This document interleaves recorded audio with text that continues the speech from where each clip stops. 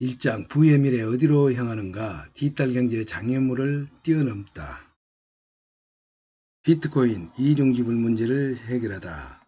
2008년 11월 1일 사토시 나카모토라는 정체를 알 수 없는 인물이 발송한 한 통의 메일이 암호화과 컴퓨터 공학 분야의 전문가들에게 도착했다. 비트코인, 개인 간 전자화폐 시스템, P2P 이라는 제목이 붙은 9쪽짜리 논문이었다.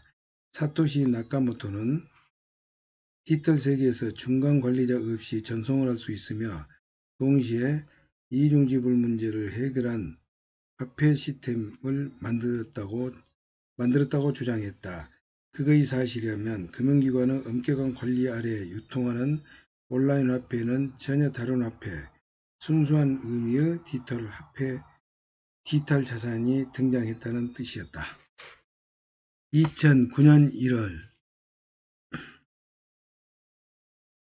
사토시 나카모토는 논문에서 제시한 아이디어를 실제 구현해 보였다. 비트코인 시스템이 성공적으로 가동되어 최초의 비트코인이 발행되었다. 비트코인 시스템을 은행 등 제3의 중개자 혹은 중간 관리자의 역할 없이 시스템 참여자 간의 합의에 의해 이중 지불의 위험을 제거하고 온라인 화폐를 안전하게 전송하는 길이 열었다. 비트코인은 최초의 탈중앙 디지털 화폐 시스템이었다. 그리고 이것이 가능한 기술적 배경에는 블록체인이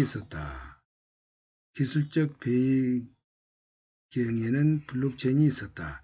블록체인은 기술을 가리키는 말로도 쓰고 시스템을 가리키는 말로도 써서 맥락에 따라 의미하는 바가 조금씩 다르다. 이 책에서 블록체인이라고 하면 블록체인 기술을 가리키고 시스템을 뜻할 때는 블록체인 시스템이라고 지칭할 것이다. 기술로서 블록체인을 간단히 정의하면 데이터 분산 관리 기술이다. 부연하면 디지털 데이터를 기록하고 관리하는 분산 컴퓨팅 기술이겠다. 얼마 전까지 블록체인을 가리키는 용어로 분산 원장이 인기가 있었다. 분산 원장은 분산해서 관리하는 회계장부 원장 또는 회계장부를 복제하고 분산해서 다수가 동시에 관리하는 방식을 가리킨다. 하지만 분산 원장은 스마트 계약 기능이 포함된 발전된 블록체인 기술 전반을 설명하기엔 적절하지 않다. 다만 비트코인 시스템을 설명하는 데는 큰 문제가 없다. 분산 원장을 다음과 같이 비유할 수 있다. 갑수가 한 마을에서 사는 이웃인 의령에게 10만 원을 빌려주었으며 채무관계는 두 사람만이 안다. 만약 의령이 나중에 돈 나는 너한테 빌린 적이 없는데 하고 잡아떼면 갑수 혼자서는 사실관계를 입증할 수가 없다. 둘만의 신뢰를 보장하기가 힘든 것이다. 이런 문제가 일어나는 것을 막기 위해 마을 사람들은 공동장부를 하나 만들어 마을 이장 집 금고에 보관하고 이장에게 관리를 맡기기로 했다. 갑수와 의령은 이제 그 장부 모일 갑수가 의령에게 10만 원을 빌려주다 라고 쓰고 둘 사이의 채권 채무 계약을 확인하려면 이장집 금고의 장부를 꺼내 보면 된다. 갑수와 의령 사이에 이장이 중개자로 들어옴으로써 갑수와 의령만 있을 때보다 신뢰가 보장된다. 그러나 이 방식에도 문제가 있다. 갑수보다 의령과 더 친한 마을 이장이 의령에게 유리하도록 슬쩍 장부를 위조할 수도 있고 마을 사람 가운데 솜씨 좋은 도둑이 있어 이장집 금고를 따고 장부를 빼내거나 내용을 멋대로 바꿔 놓을 수 있다. 그래서 마을에서는 장부 관리를 이장 한 사람에게만 맡겨두지 않고 마을 주민 가운데 원하는 사람은 모두 관리자가 되기로 했다. 관리자 역할을 맡은 주민들은 모두 같은 장부 하나씩 갖고 주민 중 누구와 돈거래를 하든 마오든 장부 내용을 똑같이 적기로 했다. 이렇듯 이 장집에 장부를 보관해놓고 쓰는 것이 공동장부 방식이라면 같은 장부를 하나씩 보관해놓고 쓰는 것을 공동장부 분산관리 방식이라고 할 수 있다. 공동장부 분산관리 방식을 사용한다고 하고 갑수가 의령에게 10만 원을 빌려준다고 하자 갑수는 여러 장부를 관리자 중 한 사람에게 그 사실을 알리며 기록해달라고 요청한다. 갑수가 장부를 갖고 있다면 자기 장부에도 기록한다.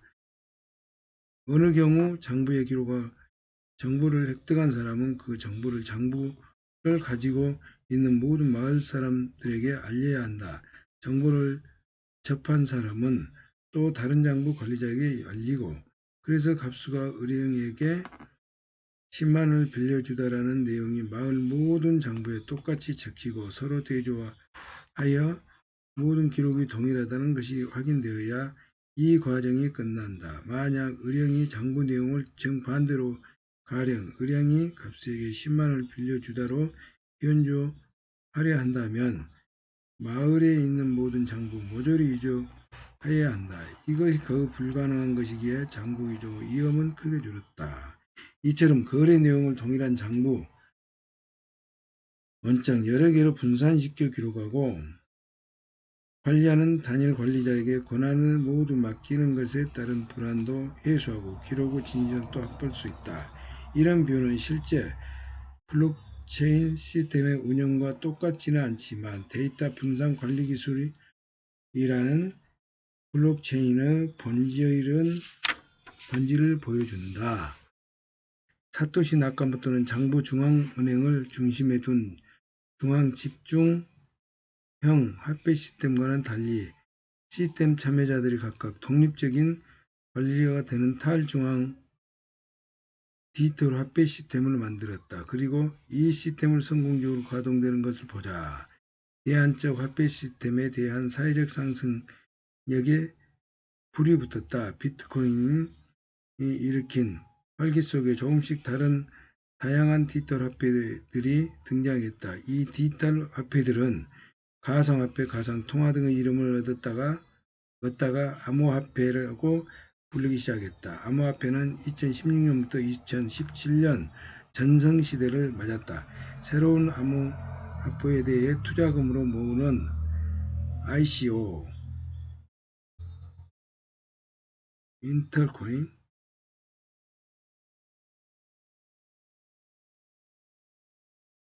암호화폐 발행,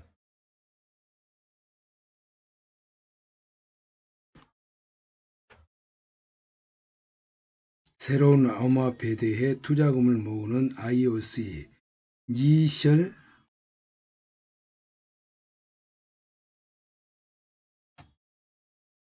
이니셜 코인 오퍼링, 암호화폐 발행, 암호화폐 공개에 수백억 달러가 모이는 성공 사례도 속출했다. 암호화폐라는 명칭은 블록체인 시스템에서 생성되고 유통되는 디지털 화폐를 가리키는 용어로 자리잡았다. 하지만 그 용어가 반드시 적합하다고 할 수는 없다. 그 용어는 온라인에서 이중지불을 막기 위해 고난도 암호화 기술을 사용했다는 걸 강조한 것이기 때문이다. 블록체인 기반 분산형 시스템이 아닌 중앙 집중형 시스템의 관리자, 은행 등 기존 금융기관들도 당연히 보안의 고난도 암호화 기술을 사용한다. 암호화를 강조하는 용어가 디지털 화폐의 본질을 잘 설명하는 것은 아니라는 이야기다. 가상화폐나 가상통화라는 명칭도 마찬가지다. 가상은 디지털 세계가 실제가 아니라고 전제하는데 그렇게 본다면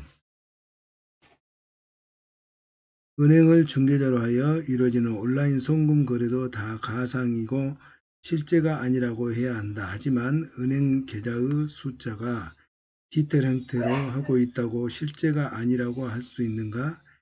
우리는 디지털화한 데이터를 실제라고 굳게 믿고 경제활동을 하지 않는가? 암호화폐나 가상화폐보다 적합한 이름을 찾는다면 중앙집중형 시스템으로 신뢰를 보장하는 법정화폐의 차이에 주목하여 탈중앙화폐라고 부를 수 있겠다. 그러나 안타깝게도 모든 암호화폐가 탈중앙적이라고 말하기는 어렵고 실은 화폐의 기능을 다하고 있는지도 꽤나 논쟁적이다. 대다수 암호화폐는 화폐로서 가장 기본적인 기능인 지불수단의 기능마저 제대로 수행하지 못하기 때문이다. 그래서 암호화폐의 화폐로서 기능보다 가치 저장의 기능을 강조하여 암호자산이라고 부르자는 사람들도 많다. 혼동을 줄 수 있는 화폐라는 용어보다 암호자산 또는 디지털 자산이라고 부르자는 제안이 블록체인 커뮤니티에서는 꽤 널리 수용되었다. 하지만 암호화폐, 가상화폐, 암호자산 등의 용어는 아직 명확히 정의된 바가 없다. 따라서 이 책에서 디지털 세계에서의 형태에 주목하여 암호 토큰이라는 용어를 사용하고 맥락에 따라 암호화폐, 즉 화폐성 암호 토큰이나 암호자산, 즉 투자성 암호 토큰이라고 부를 것이다.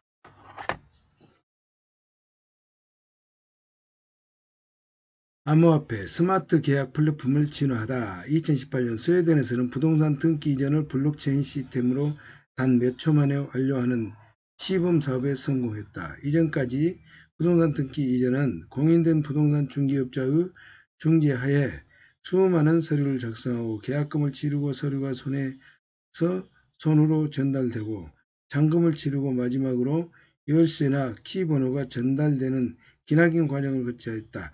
스웨덴에서는 이 모든 과정을 휴대폰만으로 단 몇 초 만에 처리한 것이다. 이것을 가능하게 한 것은 한층 진보된 블록체인 기술인 스마트 계약,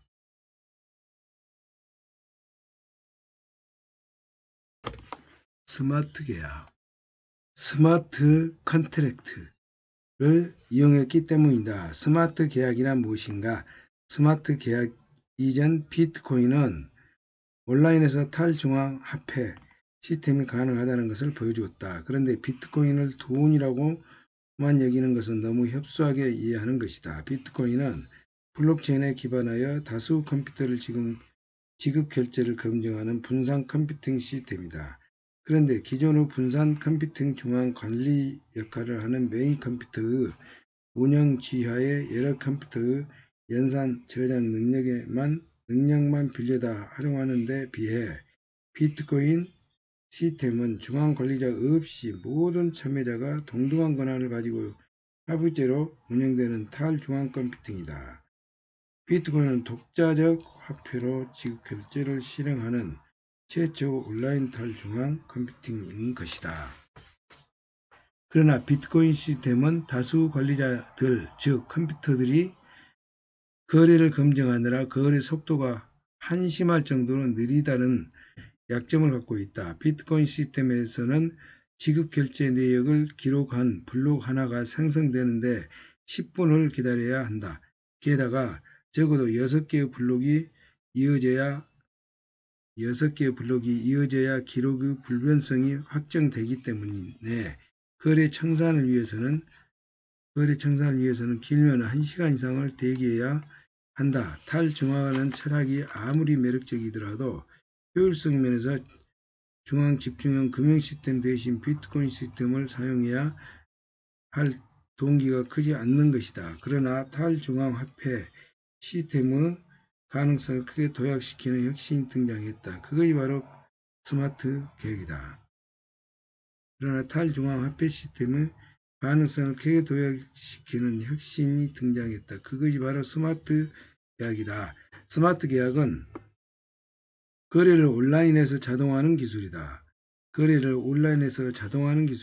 스마트 계약은 온라인에서 자동화하는 기술이다.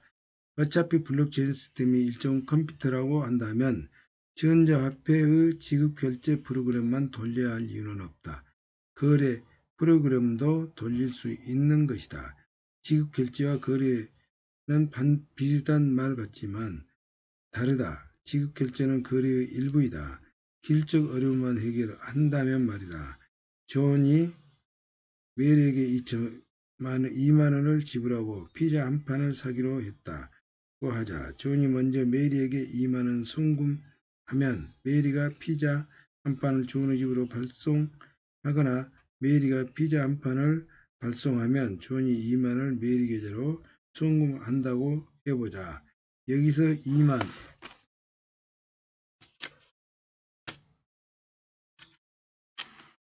2만원 지급 결제는 피자 주문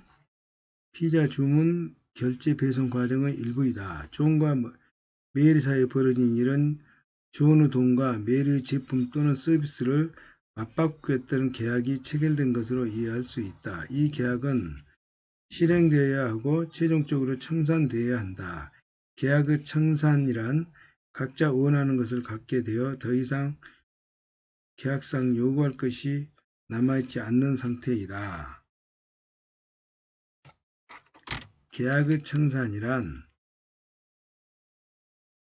계약의 청산이란 각자 원하는 것을 갖게 되어 더 이상 계약상 요구할 것이 남아있지 않는 상태이다. 메리는 2만원을 손에 쥐면 되고 존은 피자를 받아들면 된다. 비트코인 시스템이 존과 메리의 피자 거래 과정에서 오직 지급 결제 단계만 처리할 수 있다. 즉 거래 과정에 존재하는 위험까지 다 해소할 수는 없다. 존이 비트코인으로 메리에게 2만원을 보냈는데도 메리가 존에게 피자를 안 보내거나 메리가 피자를 보냈는데 존이 2만원을 지불하지 않고 모른 채 할 가능성도 있는 것이다. 이 계약을 온라인으로 가지고 와 기술적으로 청산을 보장하는 것이 스마트 계약이다. 존과 메리는 2만원의 피자 한 판을 구매하기로 즉 맞바꾸기로 온라인에서 합의한다. 존이 2만원을 온라인상 계좌에 올리면 이 계약은 실행되기 시작한다. 메리는 피자를 정성스럽게 만들어 배송한 다음 발송 완료를 온라인에 인증한다. 배달원이 피자를 존에게 인도하고 이를 온라인에 인증하면 그제야 2만원은 메리의 개인 계좌로 입금된다. 배달원의 수수료는 정하기에 따라 메리가 지불할 수도 있고 피자 값에 포함되어 존이 지불할 수도 있다. 여기까지 들으면 우리가 이미 하고 있는 일인데 무슨 대단한 스마트 계약이냐 되느냐고 할 수 있겠다. 우리가 온라인으로 식료품, 의류가구, 책, 운동 도구 등을 주문할 때 구매자와 판매자는 이런 식으로 연결되고 믿고 거래하는데 여기에는 플랫폼 기업이 중개자로서 중간에 끼어 있다. 중개자는 에스크로우라는 방식으로 구매자의 구매 대금을 받아놓고 판매자의 제품을 배송이 완료되면 일정한 수수료를 떼인 후 대금을 판매자에게 이체한다. 이것이 혁신되려면 완전한 탈중앙 방식으로 스마트 계약을 실행할 수 있느냐가 관건이다.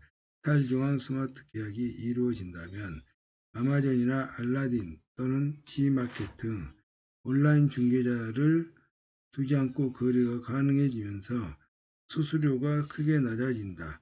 앱을 거래하는 중개 플랫폼 애플 앱스토어, 구글 플레이는 수수료로 앱 판매 금액의 약 30%를 가져간다.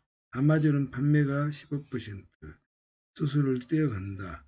이를 개인 대 개인, B2B 직거래 구매자와 판매자의 직거래로 바꾸면 가격을 크게 떨어뜨리면서 양쪽 모두 이익을 본다. 다음으로 경제적 자원을 훨씬 효율적으로 활용할 수 있다. 앞서 소개한 것처럼 스마트 계약으로 부동산 중개자 없이 부동산 매매나 임대가 이루어진다면 시간과 비용을 대폭 줄여들면서 자원을 효율적으로 배분할 수 있다. 블록체인을 적용하면 계약에 필요한 신뢰를 중간 관리자 또는 중개인이나 의지하는 대신 중개인에게 의지하는 대신 다수가 참여하는 컴퓨터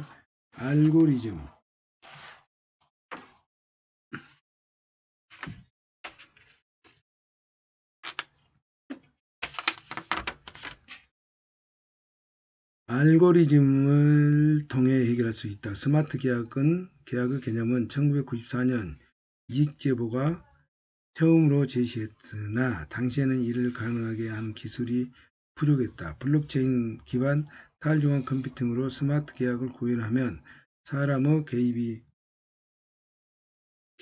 일체 없이 컴퓨터 알고리즘만으로 작동하는 진정한 자동화 플랫폼에 가까이 갈 수 있다. 스마트 계약으로 계약의 이행과 청산을 자동화하고 블록체인의 계약 내용을 데이터를 기록하면 계약은 공정되고 불변한다. 이더리움을 만든 천재 비틸릭 부테린.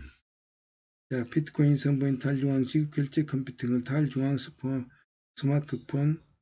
스마트 계약 컴퓨팅, 즉 탈중앙 거래 시스템으로 진화했다. 경제활동의 그 모든 것이 온라인에서 중개자 없이 처리할 수 있게 됐다. 이 혁신적인 시스템의 이름은 이더리움이다. 이더리움은 탈중앙 거래 플랫폼의 이름이고 이 플랫폼에서 지급 결제 수단으로 사용하는 암호화폐는 이더다. 이더리움은 2014년 갓 20살의 천재 비탈릭 부테린에 의해 세상에 선보였다. 블록체인 기반 스마트 계약 시스템인 이더리움을 개발해낸 비탈릭 부테린은 1994년 1월 러시아 모스크바에서 100km쯤 떨어진 콜롬나에서 태어났다. 어릴 때부터 수학과 프로그래밍에 재능을 보였고 10살쯤에는 직접 코딩한 간단한 온라인 게임을 만들었다. 10대 때 그는 월드 오브 워크래프트 게임에 푹 빠졌었는데 게임 제작사 블리자드가 자신이 좋아하는 게임 캐릭터 기능을 마음대로 바꾸자 화가 나서 게임을 접었다. 자유롭다는 인터넷의 중앙 관리자의 통제가 항상 존재한다는 걸 깨닫는 사건이었다. 그러다가 2011년 비트코인을 알게 되었고 대번 탈중앙화라는 철학에 매료됐다. 그는 그해 말부터 혼자 힘으로 비트코인 매거진을 만들어 인터넷에 여러 글을 썼다.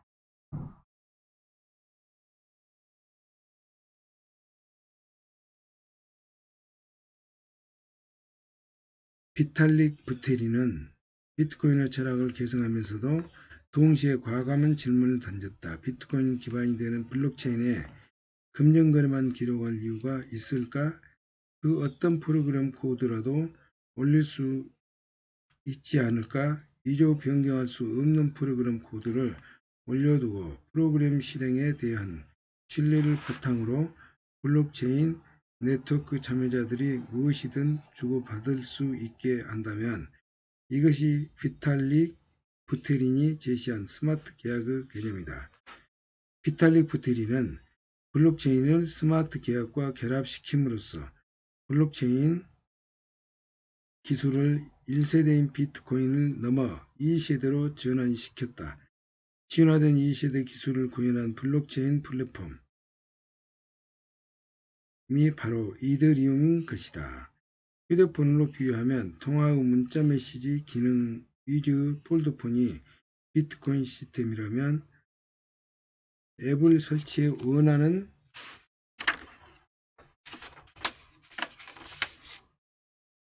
프로그램을 무엇이든 돌릴 수 있는 스마트폰이 이더리움 시스템이다.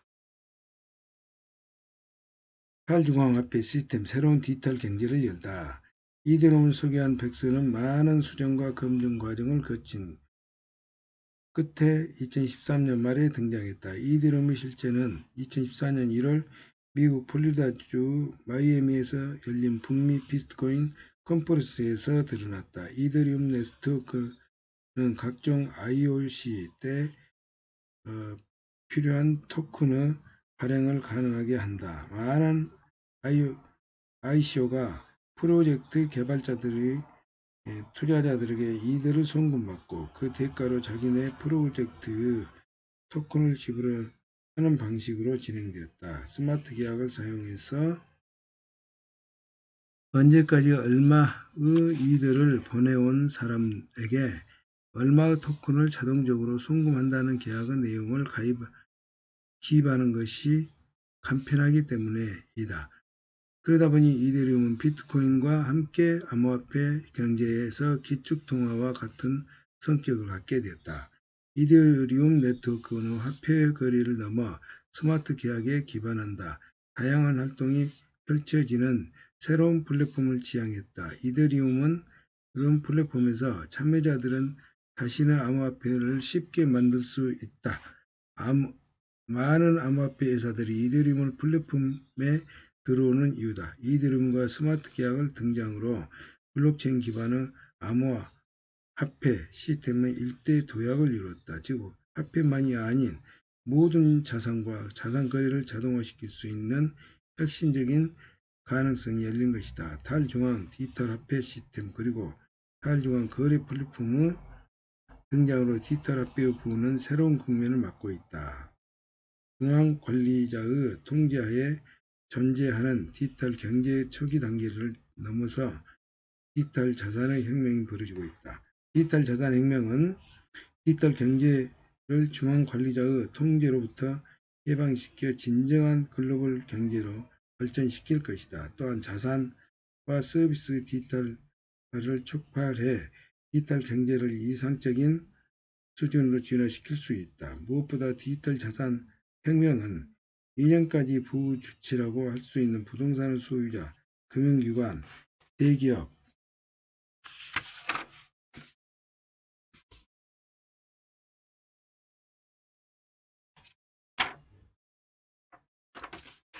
독점 플랫폼의 지위를 흔들고 다수 대중을 새로운 부주체로 등장시킬 수 있다. 소수 손해의 아날로그 그 자산이 집중된 사회로부터 다수가 디지털 자산으로 이익을 공유하는 사회로의 거대한 변화가 이루어지는 것이다.